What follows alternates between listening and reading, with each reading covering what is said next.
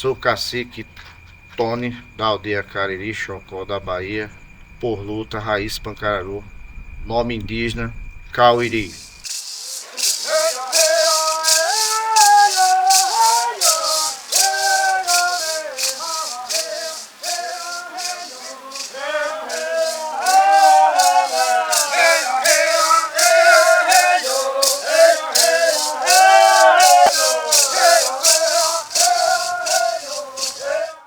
A luta que nós viemos buscar por esse território, porque nossa aldeia mãe, né, ela se tornou pequena para o seu povo. A nossa vinda para cá é uma história muito importante para a gente guardar no fundo do nosso coração e não ter esquecimento.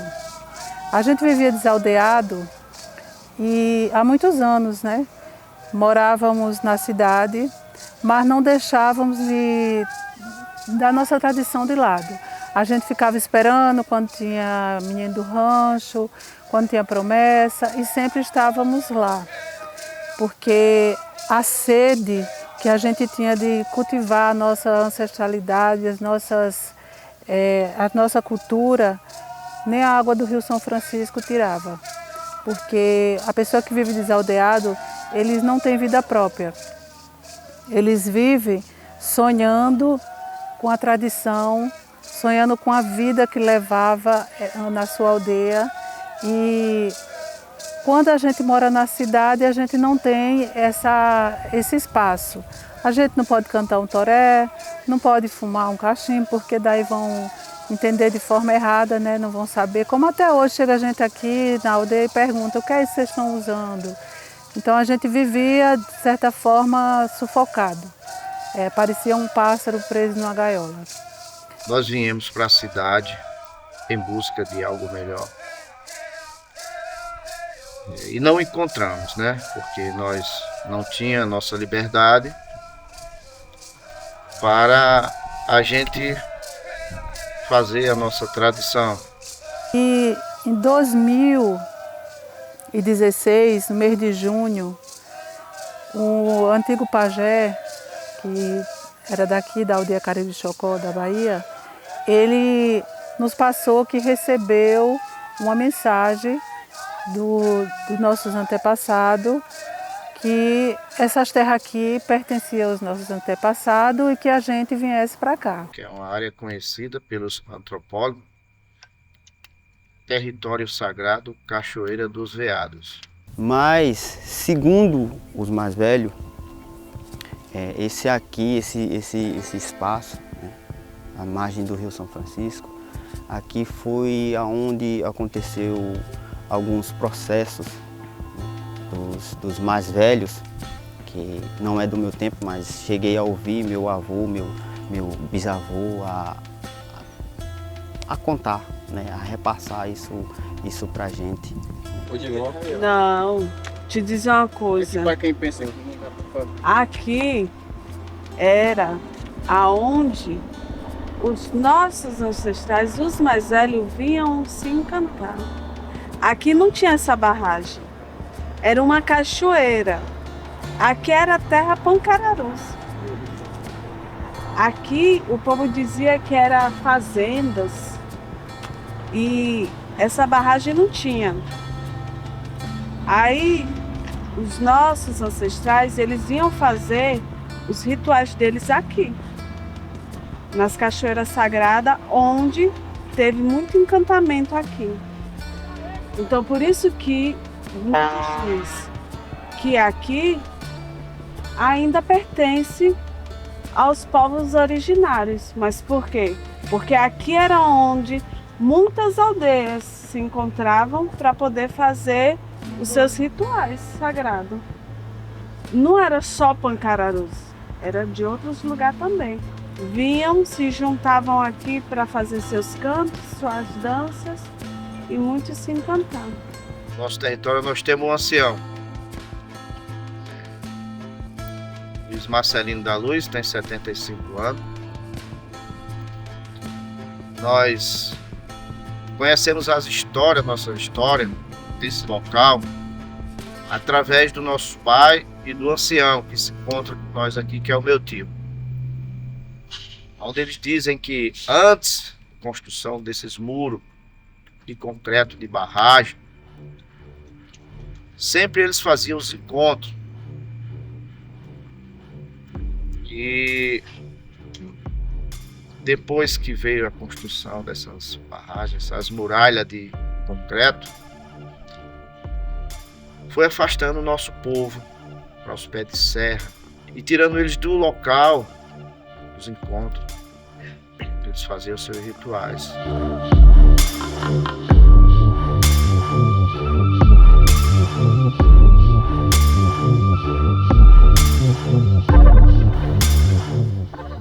Eu me lembro muita coisa desse rio, mas quando eu me lembro do meu pai, é a primeira vez que eu fui tomar banho nesse rio,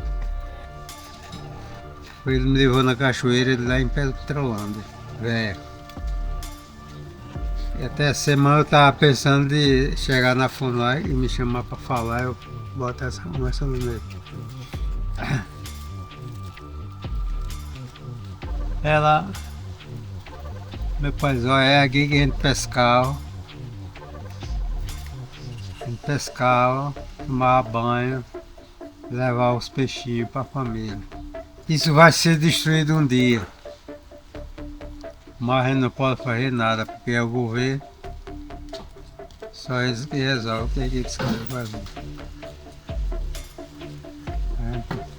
Tomamos banho e saímos para casa pro Brejo, no pau dele. Eu me lembro muito disso, nunca esqueço. O dia quando eu passo, eu vejo a igreja de lá, Petrolândia, só a torrezinha afundada. E o meu mundo de água, nessa barragem aí. Quer dizer, foi destruída. Foi como eu disse, meu pai me mostrou onde a gente pescava e tudo isso foi acabado. Até o carê, o peixe carê. Não sei se você conhece. Conheço. É muito gostoso, só o caldo, é bom demais. Eu tomei ele e comi, bebi o caldo e comi ele também. Chama morocondô, em vez de ser lagarto, morocondô, no linguagem. Eu sei algumas, não sei muito, mas algumas coisas ainda sei. Minha tia, meu tio, chama aí a meninada, que é mãe sobrinho. Subiu o neto que eles tinham, né? A gente tomar o caldo do morocondô, que é muito bom, aí é bom para a saúde, para o nervo e tal, para os ossos. Ou um beiju da craoeira.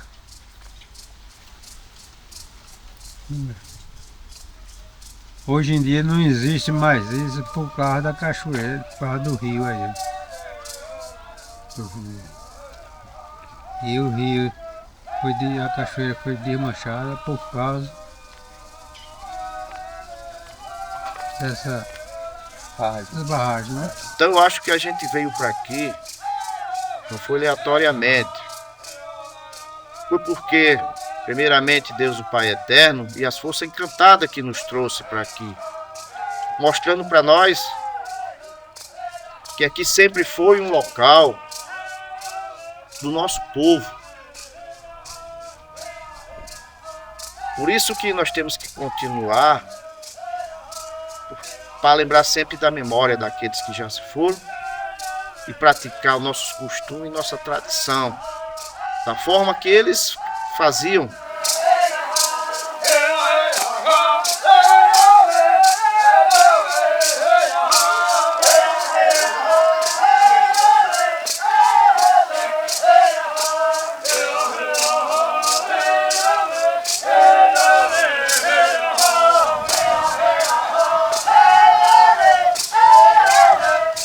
E foi uma coisa tão mágica que quando a gente chegou apenas para visitar, já não voltou mais para casa.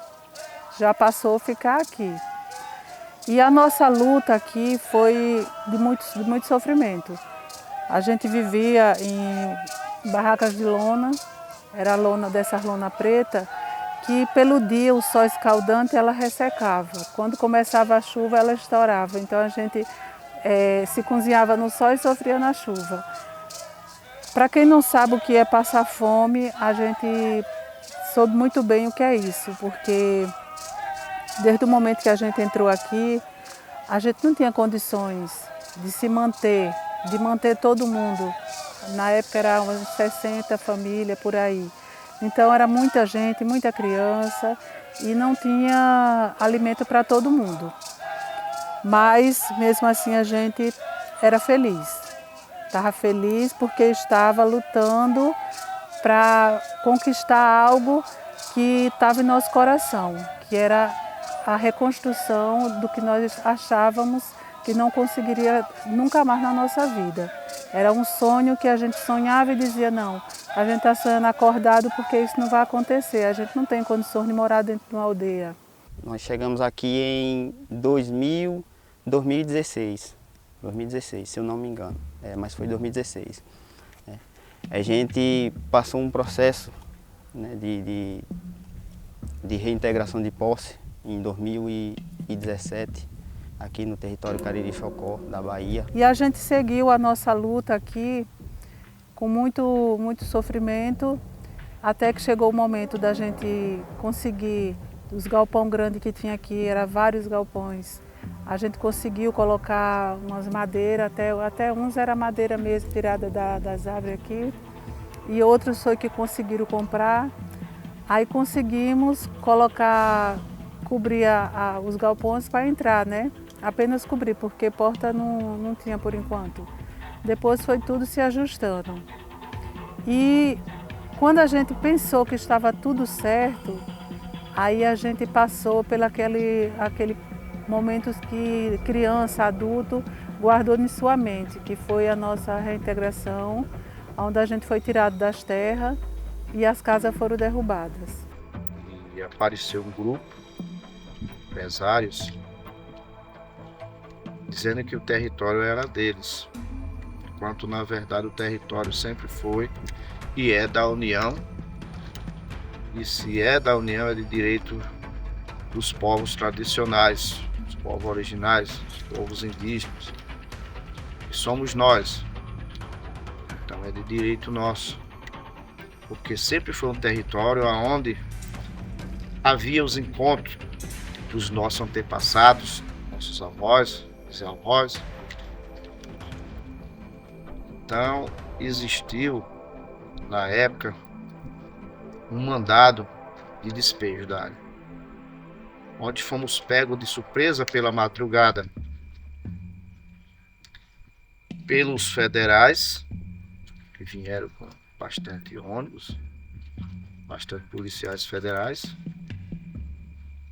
Imediato chegou a Polícia Militar e a Polícia Rodoviária Federal, onde ali pela madrugada já foi nos acordando, fazendo esse despejo, e houve muito grito, muito choro das crianças, as pessoas idosas, né?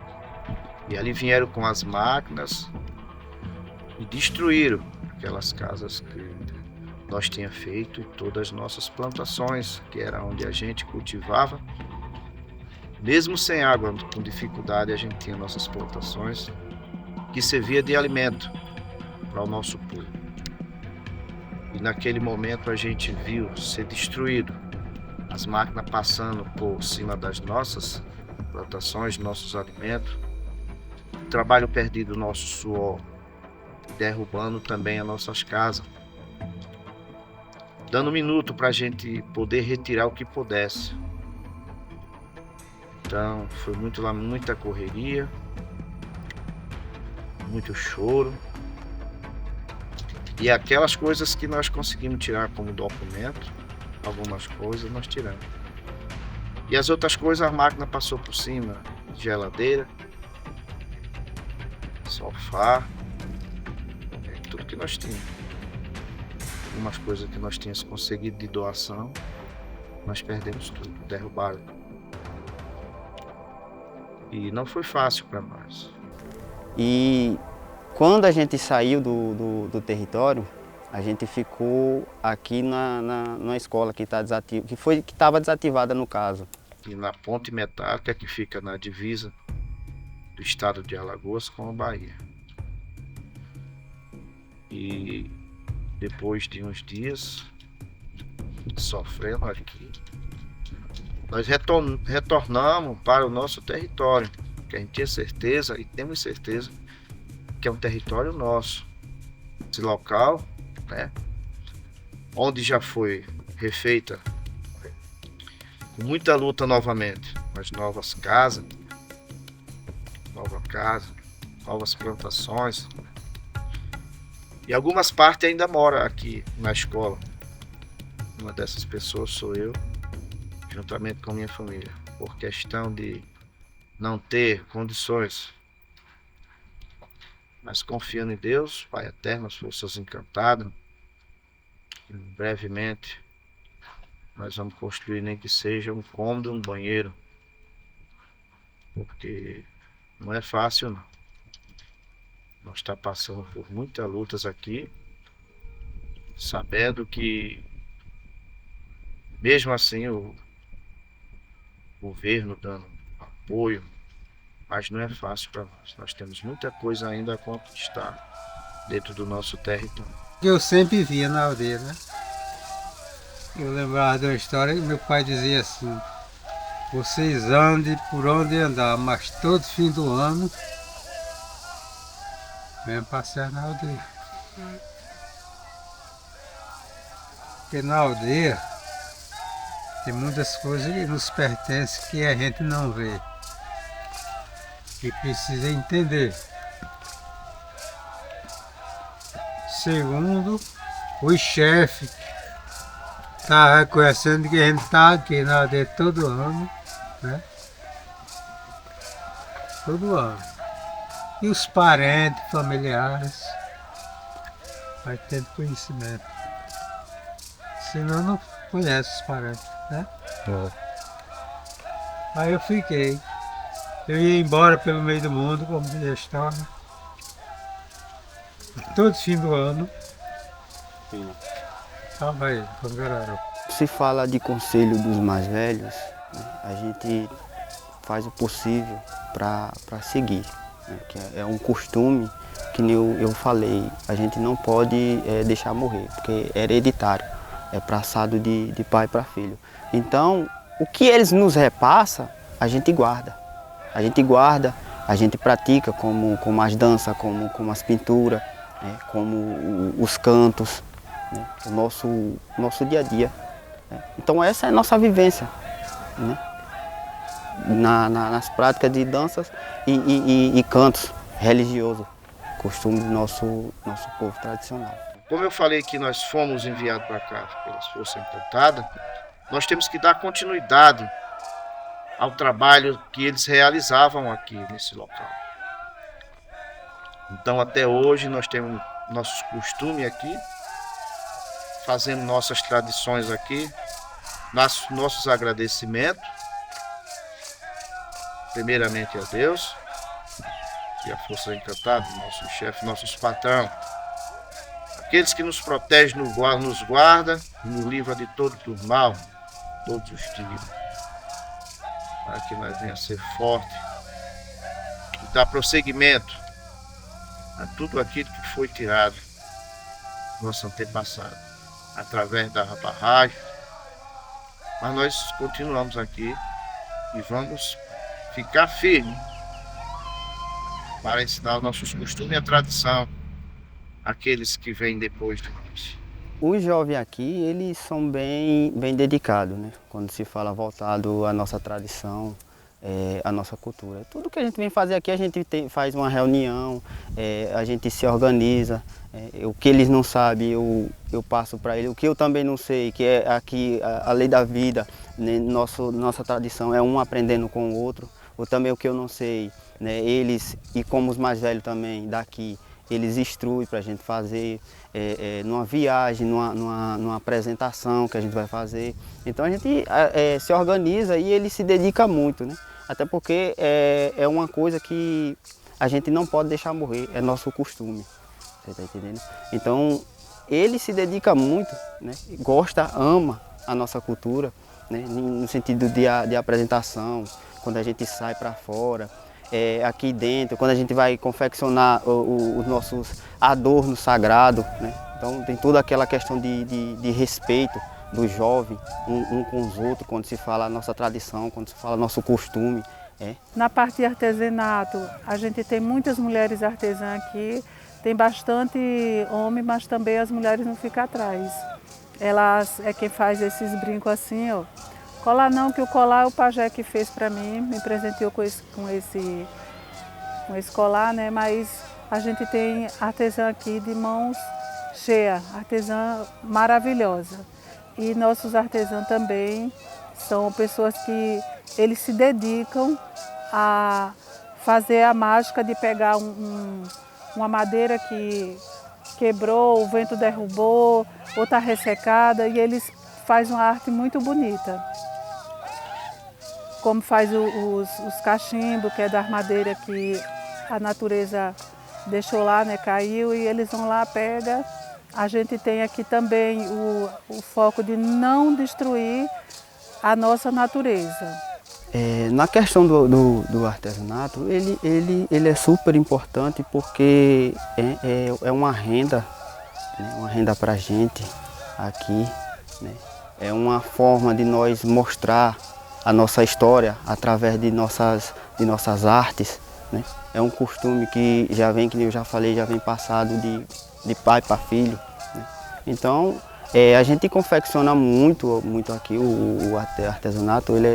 Ele é tão importante não vou falar assim, no marketing, de divulgar o nosso costume, de falar e contar um pouco a nossa história, quanto trazer renda para cada um de nós que vive aqui na comunidade.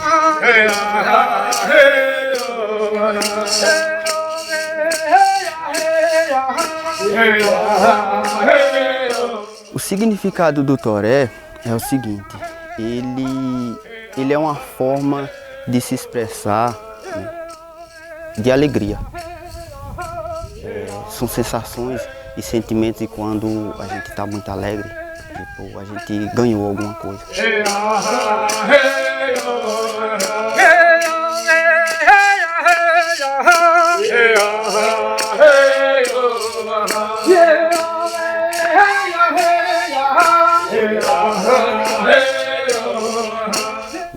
A gente se organiza aqui na comunidade, os jovens, os anciãos, as guerreiras, e a gente canta. Quando está triste, da mesma forma, né? Até porque é um canto que é milenar, dos ancestrais, dos nossos encantados, você está entendendo?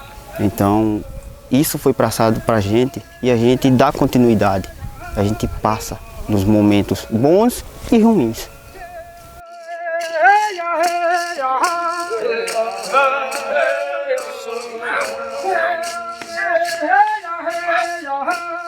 Eu sou o pajé hoje, aqui na comunidade Cariri Chocó, né? E o pajé é o seguinte: ele é o coração da nação, da aldeia, né? O pajé, ele é aquele que, quando uma pessoa está doente, ele tem suas rezas, ele, né, dentro da espiritualidade, ele vai no mato e pede permissão. Tem todo um processo que você tem que passar de resguardo para poder ir tirar aquela medicina e dar àquela pessoa que está doente, né? E entre outras coisas. O cachimbo, ele é abastecido com ervas medicinais tiradas da mata e fumo, né? E fumo bruto. Ele é se confeccionado tanto da madeira quanto da argila, né? E também da mesma forma como dentro do nosso costume, de tudo por tudo que a gente vai fazer, não é de todas as formas e nem de todo jeito. Sempre tem um preparo, a gente tem aquele resguardo, a gente sempre tem aquele respeito, sempre tem aquele cuidado na hora de confeccionar, né? Tem que estar positivamente, se é que vocês me entendem, né? eu vou dizer, no meu costume tradicional, a gente tá positivo, a gente tá limpo. Não pode, no sentido do resguardo, não pode dormir com a mulher, não pode ter pensamentos errados na hora da confecção, até porque é um pertence sagrado, né? É um pertence sagrado.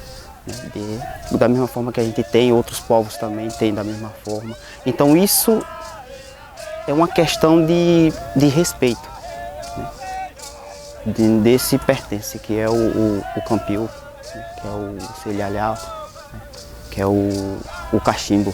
Então a nossa vida aqui é essa aí, né, de muita luta, na qual eu já me considero muito feliz, porque essa conquista da gente hoje viver nossa tradição, poder criar filhos e netos dentro da tradição.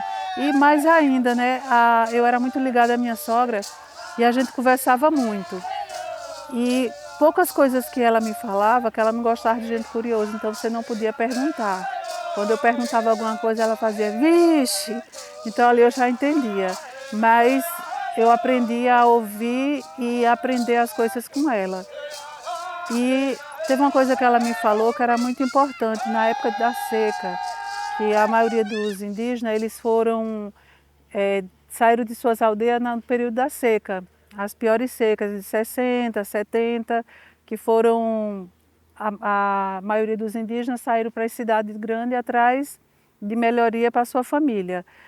E ela falava, ela olhando no tempo assim, que nem esse período agora de seca, né?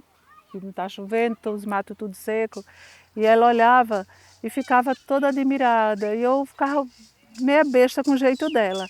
Amanhecia o dia, ela pegava, vinha lavar o rosto, era num pezinho de planta.